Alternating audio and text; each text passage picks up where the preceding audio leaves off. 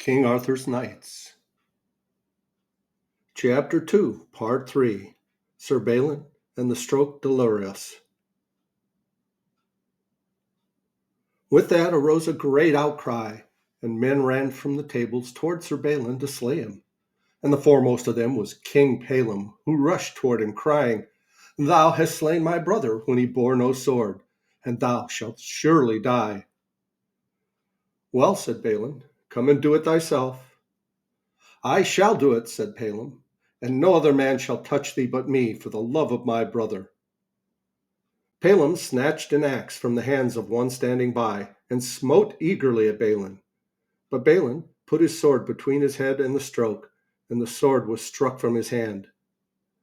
Then, weaponless, Balin dashed through the circle of guests toward a door, looking for a weapon while he ran. But none could he find. King Pellam followed closely behind him, and so they ran from chamber to chamber and up the narrow stair within the wall, until at last Balin found that he was near the top of the tower, and thought that now he must surely be slain, for no weapon had he found. Suddenly he came upon a door, and bursting it open, he found himself in a large room, marvelously bright and richly dealt, with a bed arrayed with cloth of gold, and one old and white and revered lying there. By the side of the bed was a table of virgin gold on pillars of pure silver, and on it stood a spear, strangely wrought. Balin seized the spear and turned upon King Pellam, who stood still in the doorway with terror in his eyes. But marking naught of this, Balin thrust at him with the spear and struck it in his side, and King Pellam, with a great cry, fell to the ground. With that stroke, the walls of the castle drove together and fell in ruins to the ground, and a great cry of lamentation beat to and fro from far and near, and Balin lay under the stones as one dead. After 3 days, Merlin came and drew out Balin from the ruins, and nourished and healed him. He also recovered his sword and got him a good horse, for his own was slain. Then he bade him ride out of that country without delay. "And never more shall you have ease," said Merlin, "for by the stroke of that spear with intent to slay King Pellam, thou hast done such a dolorous deed that not for many years shall its evil cease to work." "What have I done?" said Balin. "Thou would have slain a man with the very spear that Longinus the Roman thrust into the side of our Lord Jesus when he suffered on the rod. And by that thou hast defiled it, and caused such ill that never shall its tale be ended until a stainless knight shall come, one of those who shall achieve the Holy Grail." "It repents me," said Balin heavily, "but the adventure was forced upon me." As he rode through the land, he saw how it seemed that a dire pestilence had swept over it. For where he'd seen the golden corn waving in miles of smiling fields, he saw it now blackened along the ground. And the trees were stripped of their leaves and fruit, the cattle lay dead in the meads, and the fish rotted in the streams, while in the villages lay the people dead or dying in shattered or roofless cottages. As he passed, those that were alive cursed him, and called down upon him the wrath of heaven.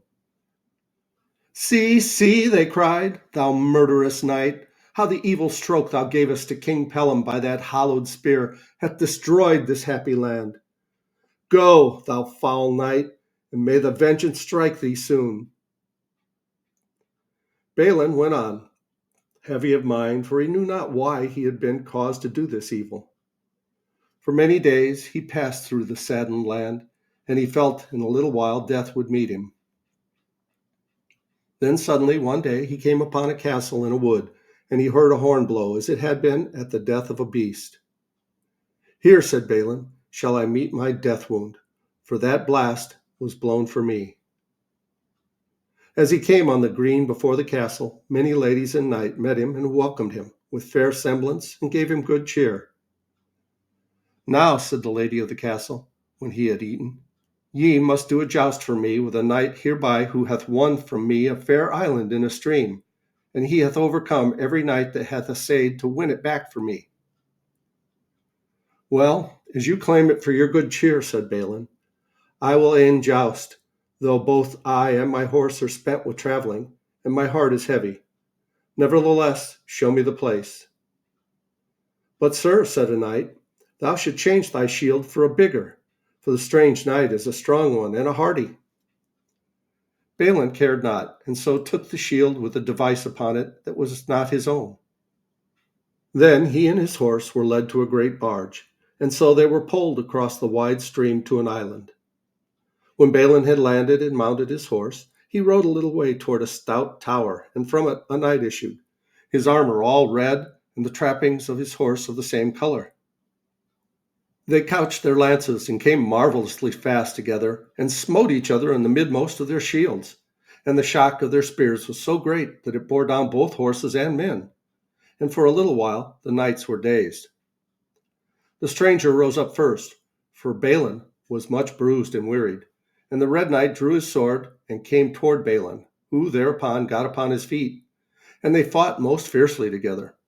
So they fought till their breaths failed. Many were the bouts they fought, and they rested oftentimes, and then to battle again, so that in a little while the grass of the sward where they struggled was red with the blood of their wounds. But the more wearied they were, the fiercer they fought to vanquish each other, so that their hauberks were in tatters, their helms were broken, their shields were rived and cracked, and at the last the Red Knight could not lift his shield for weakness. Then he went back a little and fell down. Balin also sank to the ground, faint with his wounds, and as he lay, he cried out, What knight art thou? For ere now I never found a knight that matched me. And the other answered him faintly, My name is Balin, brother to the good knight Balin.